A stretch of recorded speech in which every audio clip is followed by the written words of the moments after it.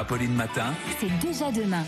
C'est déjà demain et alors je vous dis tout, franchement, sachez-le, pendant la petite pub, il faut le dire, eh bien tout le monde s'est jeté sur Anthony parce qu'Anthony il est venu avec Ça des change, cadeaux. parce qu'il est beau, c'est pas souvent. Hein. Et je peux vous dire qu'avec tous ces cadeaux rétro, ces vieux jeux, ces consoles, ces jeux vidéo, Charles était comme un fou. Bien sûr. Et il est en train de jouer d'ailleurs, ça me rend un peu là, je suis en jaloux. pleine partie. Je pensais Alors, pas faire un jour une chronique en jouant à Street Fighter. Racontez-nous, Anthony, ces jeux en mode rétro. En mode rétro, oui, parce que je me suis dit, là, en ce moment, récupérer une PS5, c'est compliqué. Hein, il y a des pénuries pour tout le monde. Donc, je me suis dit, on va se venger en récupérant des jeux qui vont plaire aux trentenaires, aux cadras. Voilà, tous ces jeux qui sont des madeleines de Proust technologiques. Alors, il y a plusieurs options qui s'offrent à vous si vous voulez faire un cadeau rétro. La première, c'est, alors, à tout seigneur, tout honneur, j'allais dire, la borne d'arcade. Vous vous souvenez des salles d'arcade dans les années 80-90, alors, qui ont un petit peu disparu depuis, malheureusement. Mais vous avez des entreprises qui recréent des bornes d'arcade. Alors là, c'est une entreprise française qui s'appelle Neo Legend.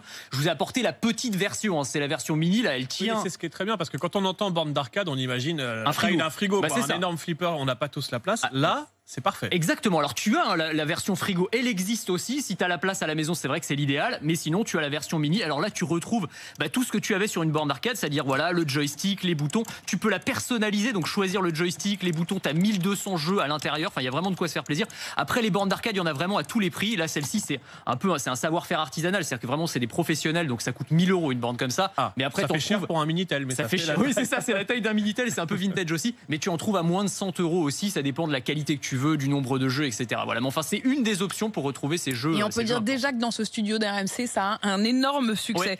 Ouais. L'option, quand on a de la place et de l'argent, c'est ça, mais il y a plus simple quand même. Alors, il y a plus simple d'abord parce que tous les fabricants de consoles jouent sur cette vague rétro, donc ils ressortent les vieilles consoles, les vieilles Sega, les vieilles Nintendo, la première NES, la première Super NES, en version miniature avec plein de jeux à l'intérieur. Et ça coûte quelques dizaines d'euros. Là, la star cette année, ça va être ça.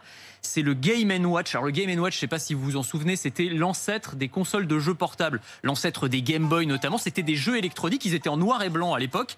Et là, Nintendo les ressort mais en version couleur. Donc il y a le premier Mario dessus. C'est tout petit, c'est la taille d'un téléphone portable. Exactement, ça tient dans la poche. Alors vous avez voilà le jeu de l'époque. Alors c'est en couleur. Vous avez un port USB-C pour le recharger comme un téléphone portable. Donc il a été un petit peu modernisé. Et là pour le coup, c'est une option qui coûte une cinquantaine d'euros. Alors là pour tous les joueurs qui ont grandi dans les années avec 80, Mario Bros dessus. Avec Mario Bros, le premier Mario tenter, de la première Nintendo, de la première NES. Donc là, c'est ça vaut combien ça ? Grand classique. Ça, Charles va tester aussi juste après. Promis. Merci de tester.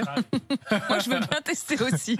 Bien sûr, on va faire passer. Ça vaut combien ça ? Alors ça, c'est une cinquantaine d'euros. Ça, c'est une cinquantaine d'euros. En plus, c'est abordable. L'autre solution, si on se donne un peu de mal, c'est d'aller chiner des consoles, des vraies consoles d'époque. Alors, pour les puristes, c'est la seule vraie solution. En réalité, moi, je suis un petit peu collectionneur et c'est ça, en fait, c'est d'aller chercher des consoles d'époque. Là, je vous ai apporté une Game Boy, traditionnelle. Vous avez les Super NES, vous avez des consoles un petit peu plus rares aussi. Avec les jeux, le problème, c'est que ça peut vite coûter cher, surtout quand on s'y connaît pas. Il y a assez peu de bonnes affaires à faire maintenant parce que tout le monde a compris que c'était des objets de collection maintenant. Donc, ces jeux qui sont en boîte avec la notice, parce que les vrais collectionneurs, ils cherchent ça. Ça peut monter selon les jeux, mais des jeux un petit peu rares, les Zelda, etc. C'est 100, 150 € assez rapidement. C'est plus cher en fait que des jeux de consoles de dernière génération. Une dernière option, un projet français qui s'appelle Recalbox. Alors là, il faut être un petit peu bricoleur, mais le principe, c'est que tu fabriques ta console toi-même.